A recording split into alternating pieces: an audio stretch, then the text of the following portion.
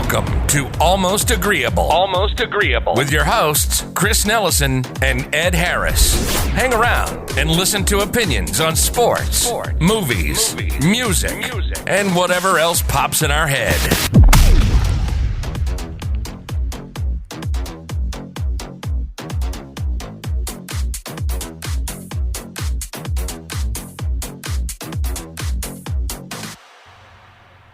All right, and welcome to another episode of Almost Agreeable. I'm one of your hosts, Ed Harris. I'm Chris. And we have another special guest on here today. Go ahead and introduce yourself. Hey, what's up? This is Kyle, and I'm just excited to be here. Perfect, and this is... Listen, wait. I'm really excited that you're excited to be here. Okay. But you're... that's so unlike you just like, hello, hi, I'm Kyle. Hi, it's me. You, man! Well, Yeah. let's I let don't the know guy what to do be with my hands. Let's let the guy be excited. You know, we're going to talk about Star Wars. Yeah. Today is Star one of Wars Star Day. Wars days. So today we realized that the Mandalorian season 2 is going to come out, Oh, yeah, which let's I'm go. so hyped for. Yes. Kyle's got the Mandalorian shirt on right now. Yeah, this is the way. This is the way. I So- feel like if there was anything in 2020 to take a good thing that's happening, it is definitely the It's the Mandalorian comes out Mandalorian. in October. October 30th to be exact. On Those my don't know. birthday. That's a Perfect, great dude. birthday present, right? Perfect. So I mean, we'll probably follow the same kind of form as the Game of Thrones episodes you guys have been hearing. We're just gonna go through the movies themselves, and we're starting out with the original trilogy. Okay. So we're gonna talk about the original trilogy, and then we'll get into the prequels, and then we'll kind of dive into Rogue One, Solo, and kind of speculate on what would happen after that if there were to be another series after that. Yeah, like Return of the Jedi was just such obviously a conclusion to the series, but it left a lot of people wondering, like, what would happen after Return of the Jedi? Like, what would happen? Like, what would Luke do? Would he open a Jedi Academy?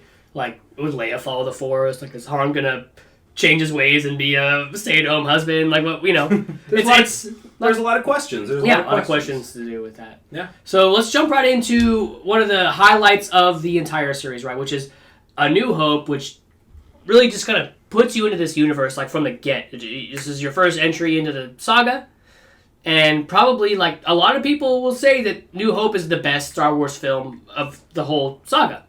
They will say that, and it's hard to argue that it's not, right?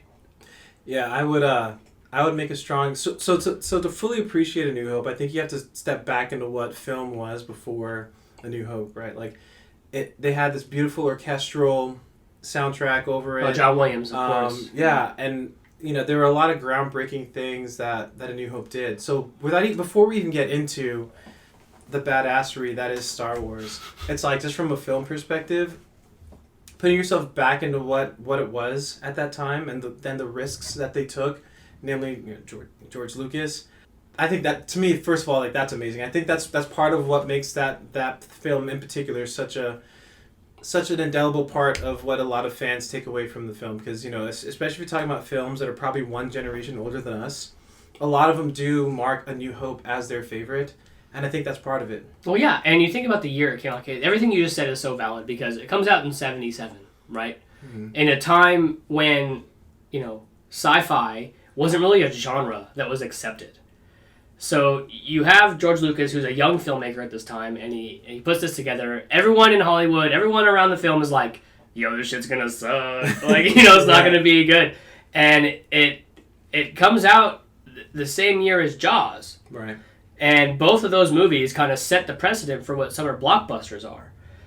It even released it on like not very many screens, and it was so good that they were like, just kidding, we're gonna go ahead and release them on 1,000 million now screens. We have to do a mass release of this. Yeah, right. It was something all in its own.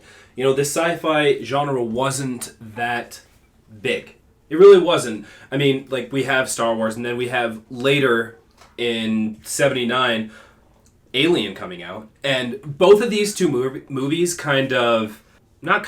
completely changed the entire scope of what movies could be. I mean, we didn't have CGI at the time. We had Industrial Light and Magic that completely set Star Wars apart. Right, and you don't get CGI until like the 90s. Yeah. Right. And so like the practical effects that happen in Star Wars are, like you said, they set a precedent. They are groundbreaking. They didn't have a lot of money. So like if you can, my biggest thing to me is like as a huge fan of like the Marvel films that have come out and like all the things that use CGI very heavy, it's like you can watch Star Wars: A New Hope today, right, and it holds up with the practical effects that they used, with just the tiny amount of money that they had. Just goes to show you that if you have a little ingenuity, motivation, artists, a good crew, you can make some shit like this happen. And I before we keep going, I want to touch back on something Kyle said about the score, right? I remember watching a documentary about how George Lucas screened this film for other directors before it was scored, and they were like, "Yeah, this shit kind of sucked." They weren't about it. Like, they were like, "What the fuck is going on?" Yeah. And then John Williams comes in and essentially makes, what was it, his first Oscar probably out of 90,000 Oscars that he's won. Okay, so like John Williams, we can't understate that John Williams' score comes in and just kind of makes this film as good as it was. Right. It was already going to be great either way, but the score is iconic. Right.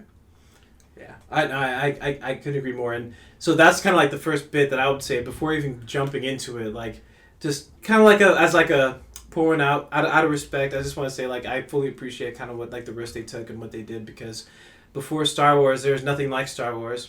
And I mean, John Williams, like you said, like the music is, you can't separate Star Wars from the music. I literally cannot think of a Star Wars scene without thinking of the music or the sound effects that were playing at the time of that scene. But well, that's kind of what I'm saying. Like, you were saying like it would have been great anyways, but would it have been? Right. It may not have been. Like, Kyle's saying he can't think of a scene without thinking of John Williams' score. I don't think it would have been what it is today if it didn't have that soundtrack to it. I don't think it would have been what it is today. Yeah. It still would have been a film that, broke the barriers of special effects. Right. But some of these iconic songs that we have, of course. the Imperial March. Ed knows me better than anybody. The Jedi like theme. He knows I have a fucking theme. I have a whole playlist. I have a whole playlist of right. I named it Epic Scores. Yeah. And like half the fucking playlist is John Williams from like various Star Wars films. Right, okay? right. So like there's like the Yoda theme, there's the Force theme, Yes. there is Absolutely. the Imperial March, there's the opening crawl. Yeah. And so like I go back to the word iconic because that's what it was. It was iconic. Right. And so I guess we can kind of get in to the film now. We're talking about how great it was, how groundbreaking it So was. That's all about the the preamble. film a little bit, That's right? the preamble, right? Yeah. I think that one of the most understated scenes of that film is the very beginning. If you guys remember, if you guys can in your head right now, you two, Kyle and Ed, and whoever's listening, take yourself to the opening crawl. It ends. It pans down. There's Tatooine. There's the Imperial cruiser, or no, the Rebel cruiser. There's the Imperial Star Destroyer. Okay. The first thing you see, and it's all in your head. You have this little ship going, just the little Rebel cruiser, and then you have the Star Destroyer come in. And it comes over right the over camera, top. right over and top. it just keeps going Yeah. and going Yeah. and going. So Yeah. it's like a very subtle kind of like, here is your little rebels, and here is the long reach of the Empire, signified by this long shot of the Star Destroyer coming in. It's the long dick of the The law. long dick of the law. It tells you everything you need to know, right? 100%. Like, here's rebels, here's Empire, good guys, bad guys, right? Everything you need to know is, and like, it's right there. Yeah. So right away you're like, okay, what's up? What the fuck's going on? This is nuts. Obviously, that's a big ship. And I know we just got done with the preamble, but just like on a personal level for me, because everyone remembers where they were the first time they saw Star Wars, and so for me, I wasn't a child, but I was like a preteen. And I remember my sister used to babysit for like the kids next door. She was sick, so I had to step in. Like the team player I am, and the dad of the kids, like the people were going on a date, and the dad, his name was Tom, shout out. He was like, "Hey man," because I think he knows he's a cool guy, and he knows like I'm a preteen, I don't want to babysit his fucking kids. Yeah. And pretty much, long story short, he was like, "Put these kids to bed. We've got mad movies, but have you seen Star Wars?" And I was like, "No," because remember, before the prequels came out, like Star Wars, there was a huge gap between like the originals and then the prequels. Yeah. So I really I'd never seen Star Wars. Almost 20 years. Yeah. And like the badass he is, he was like, we have all these movies, but you should watch Star Wars. And just to flex my clout a little bit, it was original VHS. Ooh. Original VHS. And I was like, all right, cool. So I put those kids to bed, probably too early. I was like, go the fuck to bed, kids. I got Star Wars to watch. And that shot, so to bring it back, that shot you're talking about, it was like immediately like my little like I don't know 12-year-old brain, however old I was like, oh, what is going on? Yeah. And then you have another thing I love about Star Wars in general is just all their scenes and their environments have just immediate like impact, right? Like, cause that first scene, it's like white, not the first scene, but like when before Darth Vader makes his entrance, it's just white, you know, right? And then they're about to breach, you know, and you're just like immediately sucked in, especially for like my little pubescent brain, like I'm just like, oh wow. Well, that's I was kind of the same age when I first watched the original trilogy, and like I'm gonna go ahead and flex with you too. It was on VHS. Yeah. It was on. I guess we can all flex that together. All right, let's flex on that. Free special edition. Shout out VHS. It was the VHS straight Gen up. Zers don't know what that's And about. I was visiting my grandpa in Wyoming. I was one of the 6 people in Wyoming at the time. And They've moved up to 8 now. yeah, exactly. So I was down there and I was just talking with him, and he was like, have you ever seen... We just got talking about movies, and, you know, I'm young teens at the time, and he was like, have you seen Star Wars? And I was like, no, I haven't seen Star Wars. And he was like, oh, okay. Do you, like, have you read the Bible? Do you, like, believe in God at all? Are you religious? And I was like, I don't know. And before I could even finish, he was like, the Bible, the second greatest story ever told. Oh. And I was like that. So he's like, I'm hooked. I'm ready. Yeah, I'm in. so, I'm yeah. in. He was Right. like, you need to watch Star Wars. So that is the preamble. That's the prequel of me watching Star Wars. Okay. He set it up for me perfectly, and it delivered more than 110%. Oh yeah. No. I'm gonna steal that now. Well, yeah. No. Definitely. I think we can all steal that. Right? Yeah. So I'm gonna. Obviously, we tie with the VHS. Like that's something we all have in common.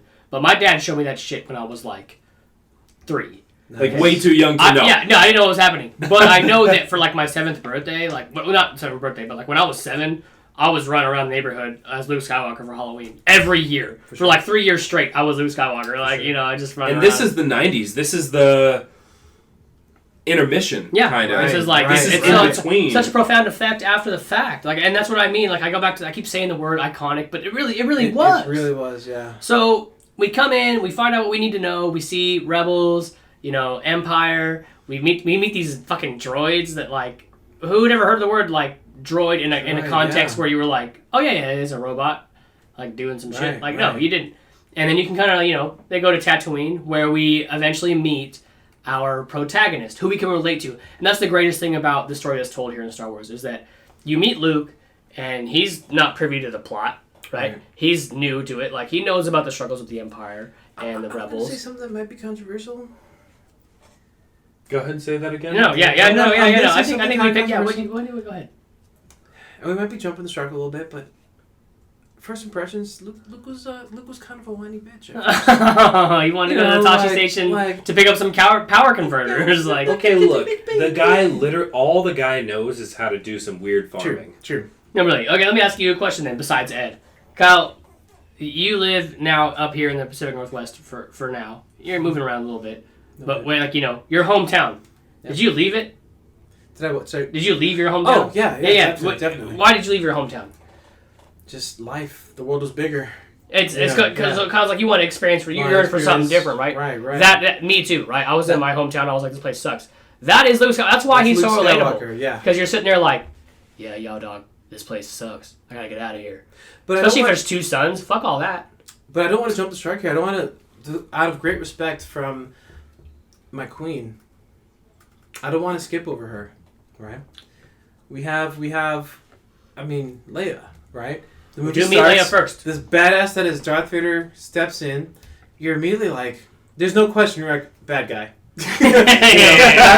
Not only just bad guy, but like the dude. Yeah. This is the dude. Well, you know what's crazy? Right. You say that, and I think Vader only had like 11 minutes. It's like 17. Screen. Yeah.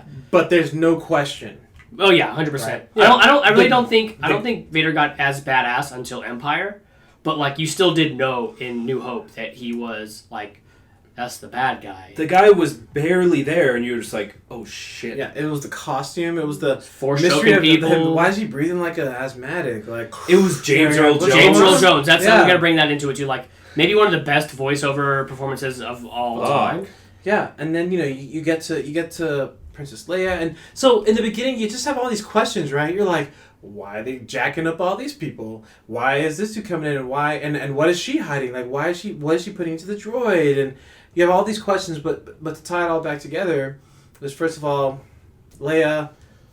Respect. I just thought she was amazing. Like, and going back to what it was for film, like, she was just a strong, independent woman that was just had an independent role, independent of like her attachment to any type of romantic interest in men or whatever. And then she has this message with the droids, and then Luke steps in, and I just looking back on it, I just thought that it was cool, because they just tied in, Luke and Leia. It's the standard story of it's the hero's journey, right? That's the story. It's a very standard story, but I just thought that the way that they did it was badass. So then these droids come in, they go back down, they get abducted, and then boom, Luke comes across them, and Luke is kind of like, they almost didn't pick R2, by the way, R2 is my favorite character in all of Star Wars. I think R2 is the biggest. I love R2D2. And he's like the low key MVP of Star Wars, because he's the thread that ties them all together. He was in all 6, and he never had his memory wiped. Yeah. So R2 is carrying everything, and Luke ends up with R2, and I just thought it was cool how they tied that all in together. But I didn't mean to interrupt you. I just you're good. I just didn't want to jump over Leia, because Leia I just thought was. I mean, I was going to get to Leia eventually, Mm-hmm. but yeah. I mean, we have so much to cover. Like, we're trying to do 3 movies today. We might even True. We might not get there, and that's okay.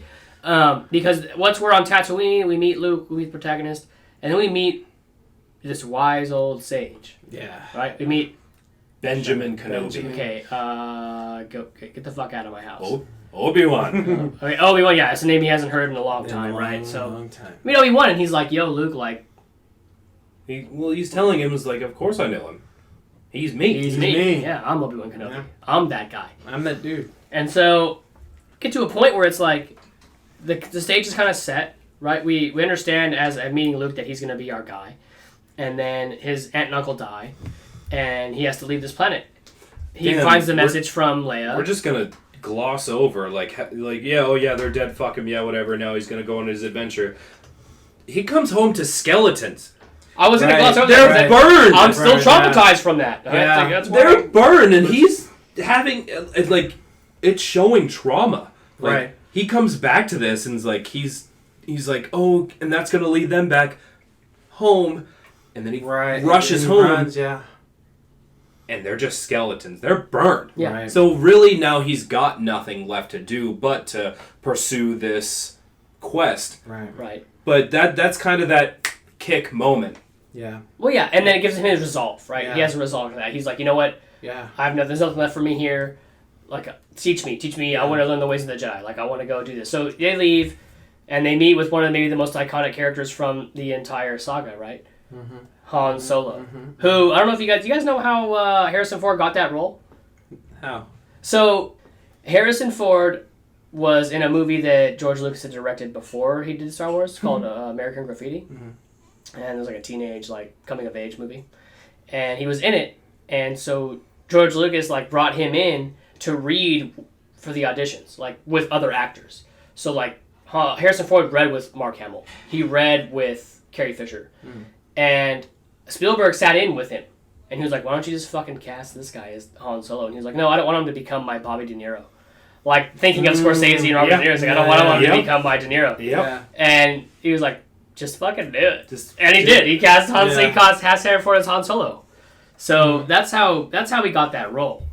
Which was perfect for. And it kind of made his career. Yeah. Because before that, like I said, he was a carpenter, and he was in the one movie American Graffiti. Right. And then after that, unmatched since. And I just want to say for anyone out there that's listening that it's killing y'all that we haven't addressed this, but Han did shoot first. Let's all just understand. Yeah, we're getting there. We just got to Luke meeting. Yeah, we hadn't even. Okay, Yeah, okay. we're getting to the cantina, but I just wanted to get that out there. also like he said, like if you were offended that we hadn't mentioned it, like that's okay. You should be because that's something we do to you. Han did shoot first. If you're a real one, I'm not a special edition bitch. Okay, Yeah. like that. Yeah, We all watched the VHS The original VHS. fucking movie. So have you watched it since it's been on Disney Plus? Yes. Okay. No. So he shoots Greedo, and Greedo says something super strange. Because it's fucking ridiculous. Even I get bored at sometimes. Do you think I had a choice?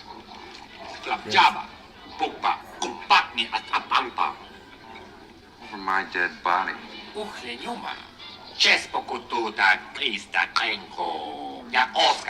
I bet you have. That's new. Right. McClunky. Yeah, McClunky. McClunky. I've never heard that. Yep.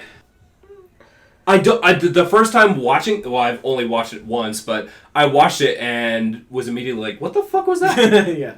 I heard that and was like, okay. Yeah. We're just going to change around some weird things. I'm confused. Like, that scene is so pivotal. Yeah. in establishing Han Solo's character. Exactly. Right. It's... He is the bounty hunter. He's the guy who shoots first. He's a rogue. He's a rogue. Yeah. He's also the guy who shoots somebody and they say McClunky, apparently. Yeah. Yeah. Well, can we get like a translator on the phone and find out what the fuck McClunky means? And Greedo was a badass in his own right, which we didn't come to find out till later. Yeah. But Han did shoot first. If that upsets anyone, I don't care. Then don't listen to this. Don't, you can If stop you're a right pure now. Star Wars fan, then you know that Han shot first. So we meet Han. We go ahead and we're going to dip out to Alderaan. And then we get to see just how terrible the Empire is when they blow up Alderaan, right?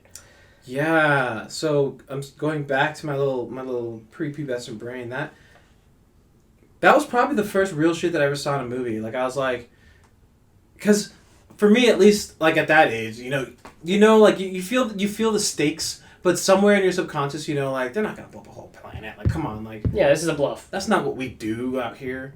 And that is absolutely what we did.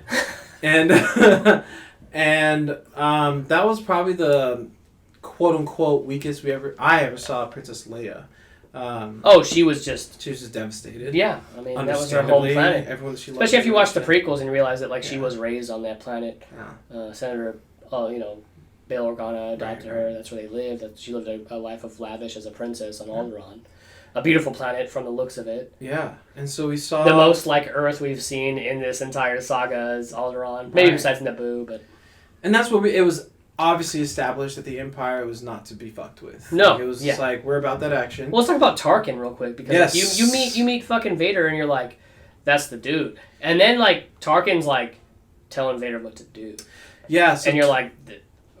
You're kind of realizing that there is a hierarchy, and they're kind of shunning his... We don't know about the Jedi, the Force. We don't know about this religion that they have. But I don't think the Sith is mentioned in any of the No, in any of the original trilogy, Yeah. the Sith does not exist. Right. So, just seeing Tarkin talk about Vader in this context of just like, basically you're what the Empire, you're his pet. And he lets you off the leash so you can go do whatever, but there's a hierarchy to this shit. Right. Okay, you need to listen. This is an actual military, it's like the military. force. Right, yeah. right. So it's just a crazy thing to see that you're seeing who you think is the main villain be kind of dogged. Yeah. It kind of throws you for a loop. Yeah. Right. We haven't got this far yet, but like I think it was so badass that like Vader jumped into a TIE fighter. Yeah. Like it just like this dude's going out there, like TIE fighters getting blown up like flies, and he's going out there and he fucking goes out there and takes care of business a little bit. Yeah. But yeah, I thought like to reiterate what you were saying. I think that was how they kind of like put into sharp focus. Nah, there's a hierarchy here, and really and truly Tarkin is kind of the one that runs this because, and it just kind of showed that for Tarkin to be who he is and where he was, it's without the influence of like the Force or whatever. It put that into sharp focus. Like you immediately understand like, oh okay. It's like the first time you see someone like yell at their dog or something. It's like, oh, he runs shit. Yeah. And like, you know. Like, okay, I get who the boss is here. Yeah. No, so Alderaan gets blown up, and then you have one of the best lines ever uttered by an actor.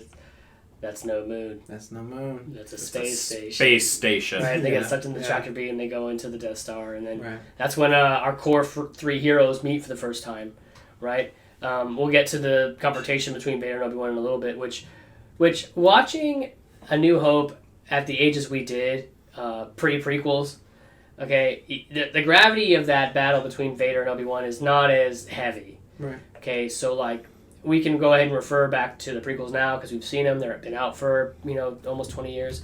It's like the gravity of that saber duel is just my god. Like the first time they've met since it hits a lot.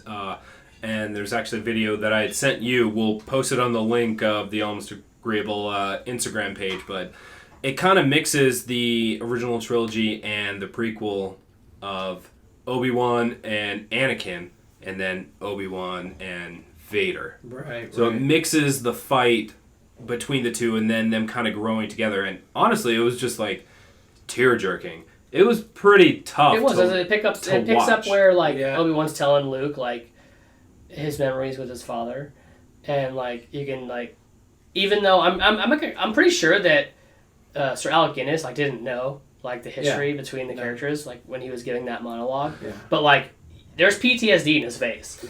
So that's actually what he was told when he was acting, is that he should reflect on that he actually has a history with this character. He should act like he's been in a war. He should act like there is some kind of hurt prior to that, and he shows that perfectly. It's amazing. Yeah. I'll take a kind of a different approach to this, because everything that you guys are saying is completely accurate with the understanding of what's to come because we've seen the prequels.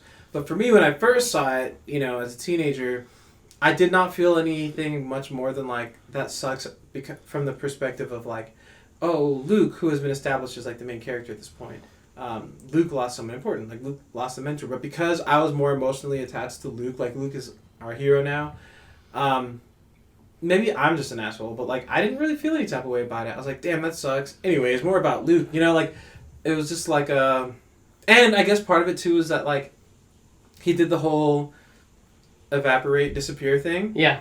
So for me, at such a young age, I just felt like, yes, that does suck because he's not around anymore, but we got Luke out here, we got Han. You know what I mean? Like it was just kind of like the mentor has to pass for the hero to progress. Right. Yeah.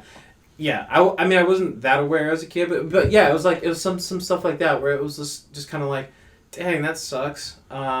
What's next? Yeah, what's going on there? Yeah. Gonna escape, and they do escape, right? They get out of the Death Star, and then Leia is like, just like, shut the fuck up, Han Solo. They put a tracking device on this Millennium Falcon. Like, you didn't escape, you piece of shit. Like, shut up. Yeah. And then we have the final confrontation, the Battle of Yavin, right, where the rebels have already decided, they're like, oh fuck, the Death Star is coming, it's gonna blow us up, we have 30 minutes to destroy it. Here's these plans, and which ties in Rogue One, right, because there's such a loophole for a lot of fanboys for so long, with this like, oh, the fucking Imperial fleet just left this vulnerability there. It's like, no, it was, and we watched Rogue One, and it's like, no, it was designed that way. Right. But let's think about that. For when did Rogue One come out? I don't know. 2 years ago? 2014. So let's say for almost 40 years. Yeah, you're right. Yeah. Let's say for almost 40 years, people were just like, are you fucking kidding me? Yeah. There's an exhaust port the size of a womp rat. Yeah. That Bullseye Womp Rats back home. Yeah, Right, so he yeah. just happened to put some missiles into that, and then it blew up the fucking Death Star. Right.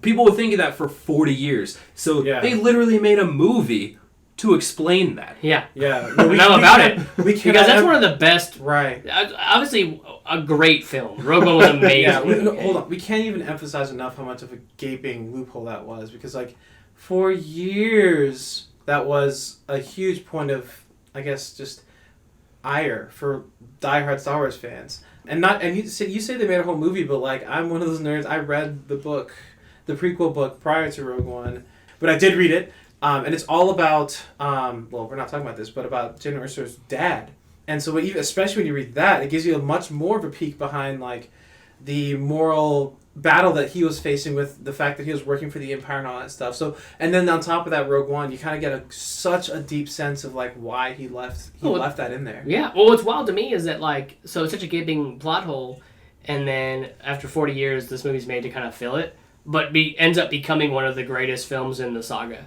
Absolutely. And like, I'm resorting to the fact that like we're gonna be on this for a little while, so I'm gonna go ahead and say it. Is just that like Vader, yes, always thought of him as a badass, and because of what we saw in the original trilogy, you're like, yeah, this dude was badass, but like we didn't really see it. Right.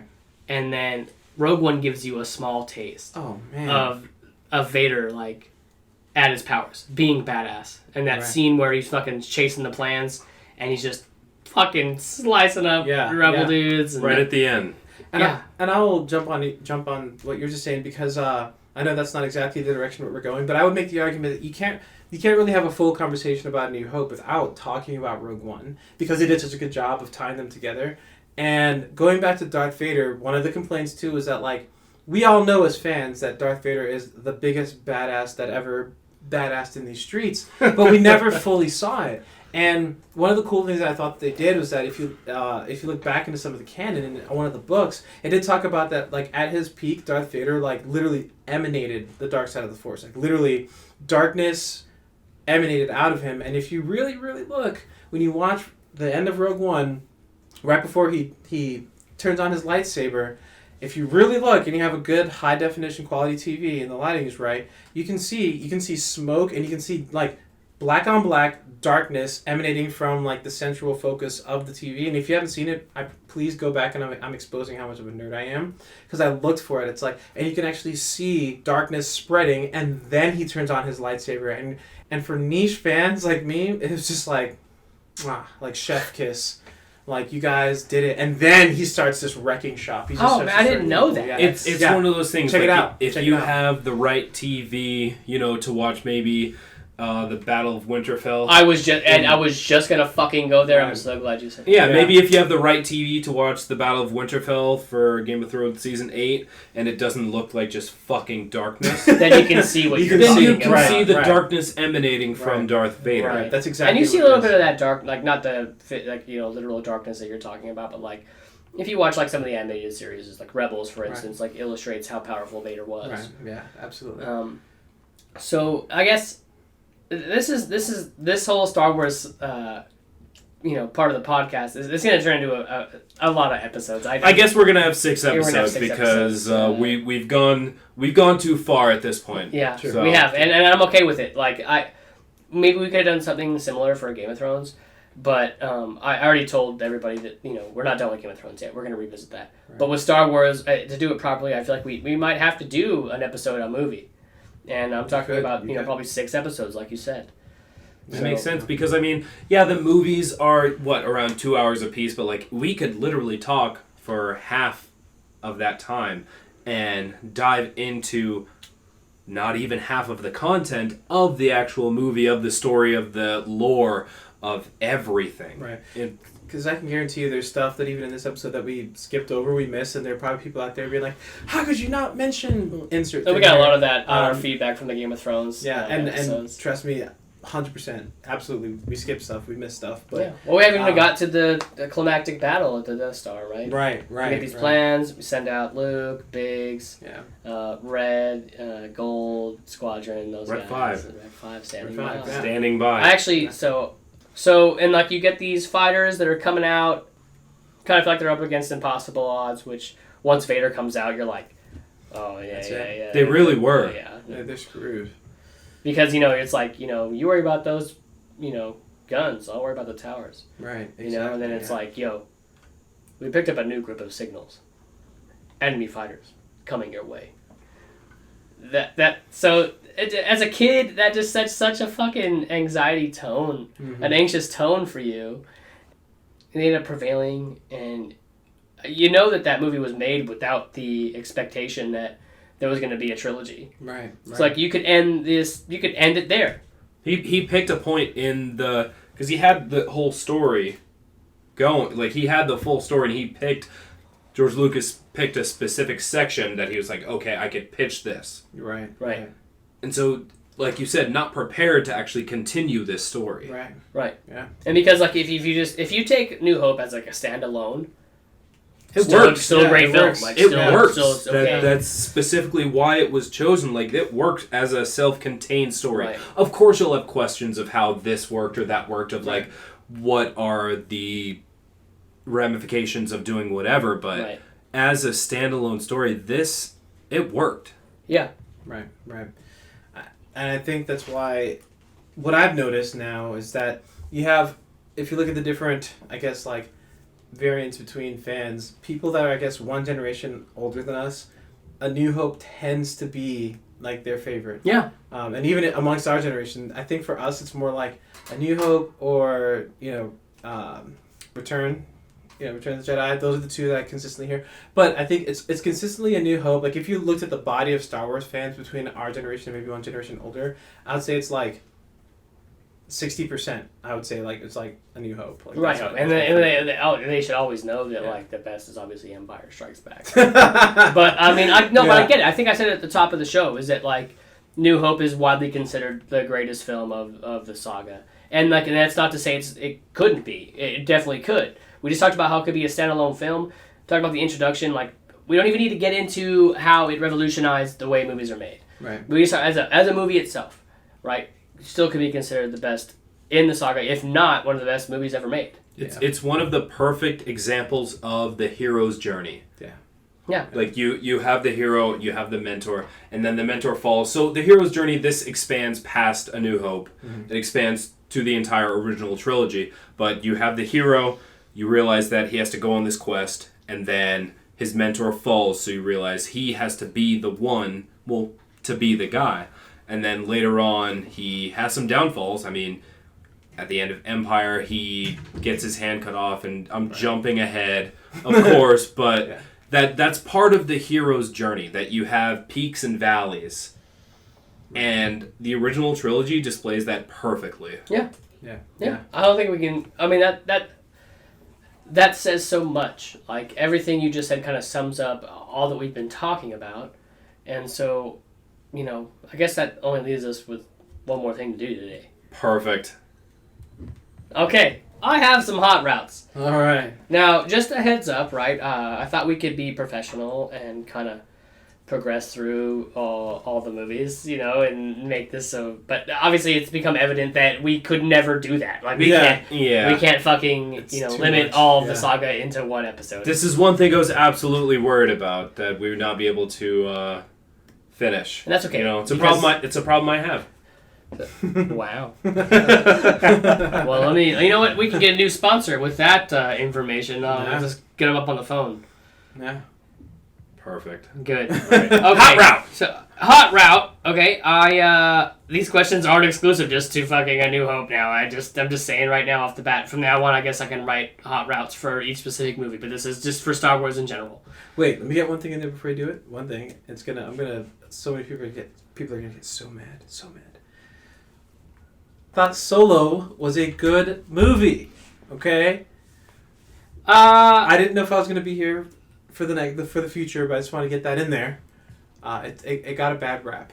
Listen. I think Ed and I, who almost agree on everything, can say that we both thought it wasn't terrible. It was not a good movie. It was not a good movie. It was a movie. But it wasn't a bad movie. I will put that movie on and I will watch it and I'll be like, oh yeah, this is entertaining. Do I count it part of the Star Wars canon? Only because they brought Darth Maul back. That's the only reason I fucking hold it. Do I count it as like pivotal to what I'm looking at when I look at the entire Star Wars universe? No. But is it an entertaining movie?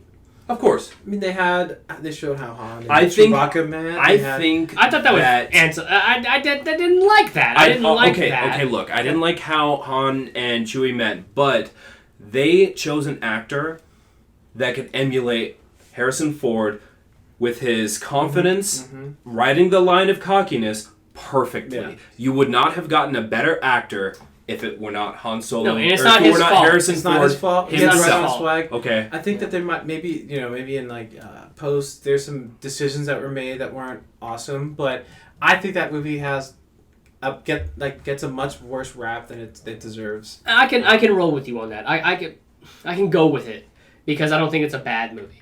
I think Ed said what I already think. Yeah. Like that, do I fucking hold it in high esteem? No. No. Do I think it's fucking shitty? No. And I thought it's the Darth entertaining. Maul tie-in was awesome. Like I the way they do- I tied did him love in, I was that. like, dude, that's awesome. And like for those of you that think that Darth Maul is dead when we get to the prequels, you're wrong. You're wrong. He ain't dead. And I'll tell you, I was fucking shook when I saw Darth Maul. Because I don't think at the That's time for sure. when you watched Solo, you hadn't watched Clone Wars or Rebels right. yet. No. Yeah, so like No, you so had no idea for that he me- was alive. For me, I honestly didn't even notice that he had metal legs. Damn. That was not even a thing that occurred to me. I just saw Darth Maul and I was like, what the fuck is this? And then I recently showed it to my wife and we watched it, and that was the only time that I saw that he actually had metal legs. This is Yeah. like 2 months Well, ago. you were paying more attention this Damn. time. This is Yeah. like 2 months ago. Because, Yeah. well, and that kind of goes to show you that, I watched it once in theaters, got my fill of that was Solo, and then showed my wife because she hadn't seen it, and then was noticing these kind of intricacies throughout the movie. Yeah. But it wasn't like, oh yeah, I'm going to go ahead and put on Solo. Right. And also Lando. I thought they nailed Lando. And Well, I love Donald Glover. Donald Glover, yeah. But I don't know if I like the portrayal of Lando. Okay, yeah. I am a huge Donald Glover fan, and I'm going to back that guy in whatever he does. Yeah. Okay. So yeah. Sorry, I just had to get that. No, you're good. Put Because my- you might not be back, so Yeah, I can yeah. put it on All universe. right, what do we have for a hot round? Is this still number one? We haven't gotten number one, right? No, he wanted to talk about Solo for a Yeah, second. Which alright, perfect. I'll allow it. That's okay. I'll allow it. It's allowed. All right. Okay. Hot route. Hot route number 1 of the entire saga. Who's your guys' favorite Jedi? Oh, that's easy for me. Oh, is it easy for you? That's so easy for me. Hit it. Qui-Gon Jinn. That's childish. Can you elaborate Back that just up. for maybe 30 seconds or less? Yes, Qui-Gon Jinn is my favorite Jedi because he exemplified what the Jedi Code was about, but some of that stuff that you saw have implications later on in a portion of the franchise we don't acknowledge. He was the first person to kind of go on his, well, to me, the first Jedi that I saw go on his own kind of beaten path, right? Like Yoda and the Jedi Council did not agree with his decision to take Anakin, and he said, cool, well, I'm going to take him anyway. He did. He also imbibed that spirit into Obi-Wan. But he did that while still withholding to the Jedi tenets, the Jedi principles. Not only that, but he was also like, I think if he goes deep into the Star Wars lore, like he was one of the strongest Jedi. Like he was I have read that. not to be fucked. I didn't see that coming, Kyle. I didn't see Yeah. anyone I love tonight Qui-Gon. saying Qui-Gon. I love Qui-Gon. I like that. What about you, Ed? Well, the answer is Obi-Wan. Oh. The answer is Obi-Wan, okay? Like, I'm going to go ahead and say, like, you're saying, Qui-Gon is the guy who embodies the Jedi principles and kind of the Jedi Code. I'm going to go and say, nah, that Obi-Wan is the one who embodies the Jedi principles and the Jedi Code, because Qui-Gon was more of a person than a Jedi. He cared, and actually, he would be able to foster Anakin throughout his tumultuous life outside of the Jedi Code. But Obi-Wan was kind of indoctrinated right into the Jedi Code. So for me, it's Obi-Wan, and he was kind of the Jedi Code guy. And also, Obi-Wan has defeated some of the baddest He was motherfuckers. the first Jedi to defeat a Sith in 1,000 years. He was the first Jedi to 100%. defeat a Sith in 1,000 years, and he was one of the baddest motherfuckers, dude. He beat Sure. Grievous. He beat Anakin. He did. Darth He Vader. did. He had the high ground. He had the high ground. Nobody. But he can- did not have the high ground against Darth Maul. Let's be real about it, okay? He did not have the high Technically, ground. Qui-Gon did technically beat Darth Maul once. Once. What? No, he jumped out of the spaceship. He didn't beat him. He dipped out. So for me, Let's fight about it later. I don't think that in kind of going in a different direction, Obi-Wan being Anakin's master is what kind of led him down the road to be Darth Vader. But if his master was Qui-Gon, that never would have happened. True. Okay. Agreed. Okay. But we've seen a lot more of Obi-Wan than Qui-Gon. But plus, I'm Only sorry. because George last thing- Lucas does not know how to use his characters. Qui-Gon- Hot Qui-Gon route was- number 2. Qui-Gon was the first to master the whole like afterlife communication thing. Yeah, he taught that to Yoda and Obi-Wan. Yeah. Okay, so hot route number 2, we have The Mandalorian. We know there's an Obi-Wan series coming out. What character would you like to see a series about? Wow. That's hard. That is hard. It should be hard. This is Star Wars we're talking about. I want a dark character. I want, and not Darth Maul. That's too easy. No, he's already been chronicled in like Clone Wars and Rebels and stuff, which I would like to see more of Maul, but we'll never get it. I don't know. I know I want a dark character, but I don't know. Ooh, how about what if we did? Who was the bounty hunter? It wasn't Greedo, but there was another bounty hunter. Bosk? Yeah, I would love to see because I feel like the world of like the bounty hunters weaves in and out so much with like the underbelly of that universe. Well, and really all we see is like the Mandalorian aspect of it. Right. There's so many different races, so many different planets that we have in the Star Wars universe. So like, why is it so scripted towards the Mandalorians? Right. And I want to be more definitive because that's kind of a cop-out answer. It's not.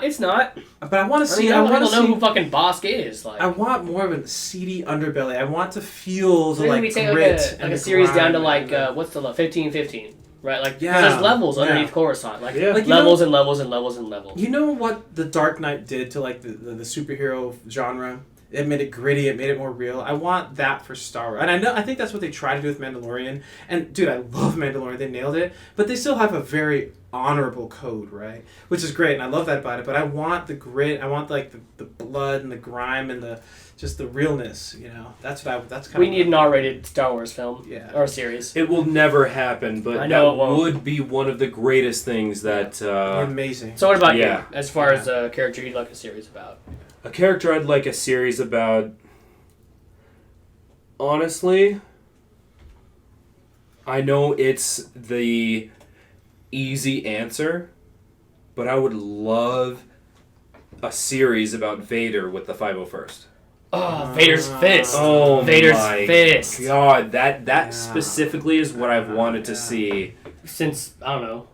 Since ever I've saw understood Star Wars. Yeah. since I've understood that it was a thing. So that for me is kind of the pinnacle. I don't even know in my head what it would actually need to look like, but Right. that's what I'm harping in on. That's Right. what I would like to see. Right, and for most. those of you that don't know, the 501st is the clone unit that was assigned to Vader to hunt down and destroy the Jedi, and also invade planets that resisted the Empire. So, like, as soon as Order 66 is implemented, Revenge of the Sith movie ends, the Palpatine gives Vader the 501st, and they go planet to planet, killing Jedi, putting people in order to follow this fucking Empire. So, yes, Ed, I'm behind that 100%. Can't take away from you either, Kyle. I'm about fucking bounty hunter. I want to see the gritty stuff. So, with that, you guys that's great answers from both of you. So, the last hot route I have for you both is non-Force users, no droids, not Leia or Han. Who had the most impact on the saga to you guys? Unquestionably R2D2. No, I said no droids. Oh, sorry, you're right. Because I know you're your favorite Yeah. character already. Yeah. I edited that That was- question as soon as you did the show. You were like, I love Yeah. R2D2. I was like, gotta edit that question. One of the, Yeah, one of so- the first things, just like, oh shit, Kyle loves droids. Fuck droids. Yeah, that's kind of what I did. I did no do that. droids. Like, if you look at my notes, it's like non-Force user, not Leia or Han, who's the most impact, and then he said that, and I was like, and not droids. Yeah. Okay. So who the fuck do we have to go with? That's what I'm saying. We got not a Force user, so Chewbacca? oh fucking A. Okay, so hold on. But did he, though? Rephrase that. Who had The most most impact on the saga. impact on the saga? Yeah. Tarkin. Shit, that's an That's answer a I good did one. not expect. That's a good one.